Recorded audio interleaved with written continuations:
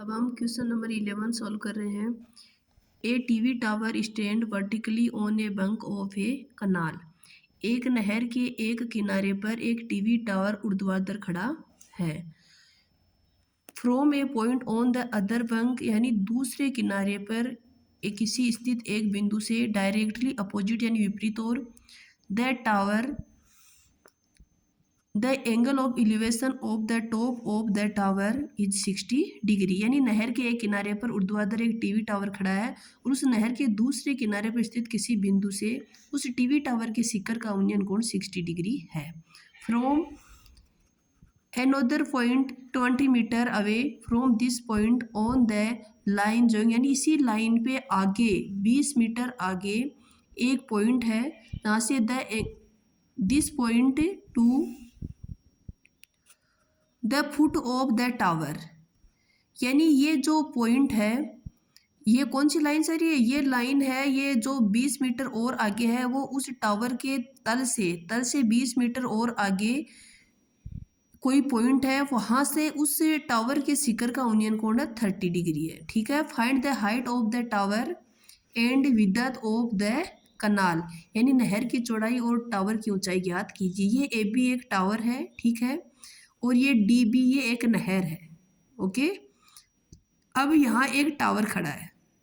Okay, इस नहर के ये दूसरी नहर है, ये नहर का एक किनारा ये है बी जहाँ पे ये टावर खड़ा है, दूसरा किनारा ये सी। यहाँ पर कोई पॉइंट है जिससे इसके शिखर ए का उन्नयन कोण 60 डिग्री है, और इसी लाइन में आगे इससे 20 मीटर और आगे कोई पॉइंट है इस नहर के दूसरे किनारे पर ही, जहाँ से इसके शिखर का उन्नयन कोण 30 डिग्री है।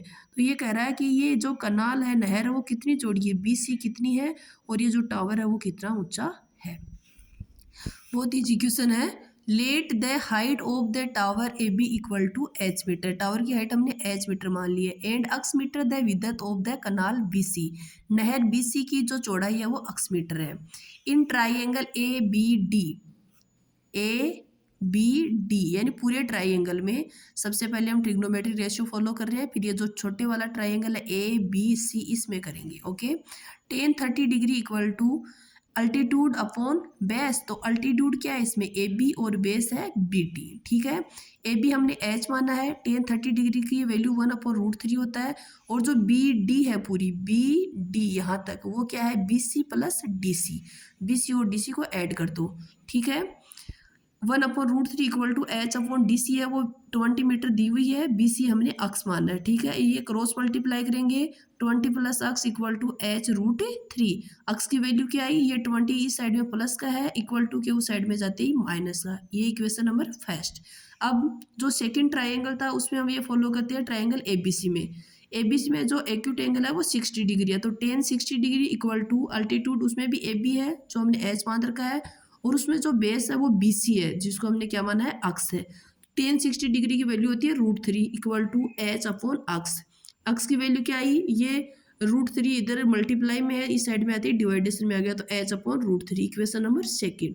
इक्वेशन नंबर फर्स्ट और सेकंड दोनों एक ही चीज़ यानी अक्स की वैल्यू को शो कर रहे हैं, तो ये दोनों वैल्यू क्या होंगी, सेम होंगी। From equation number first and second, h√3 minus 20 equal to h/√3। इनको सोल्व कर लिया, ये डिवाइडेशन में इस साइड में आते ही मल्टीप्लाई में, √3 और √3 मल्टीप्लाई होके 3, और ये h था, माइनस 20 √3 इक्वल टू h। ये h है, ये प्लस का इस साइड में आते ही माइनस का, तो 3h माइनस h क्या हुआ, 2h इक्वल टू, ये माइनस का था, इस साइड में जाते ही 20 √3 प्लस में हो गया। h की वैल्यू क्या है, 20 को 2 से डिवाइड किया तो tan √3, यानी ये जो टावर था उसकी हाइट है tan √3 मीटर।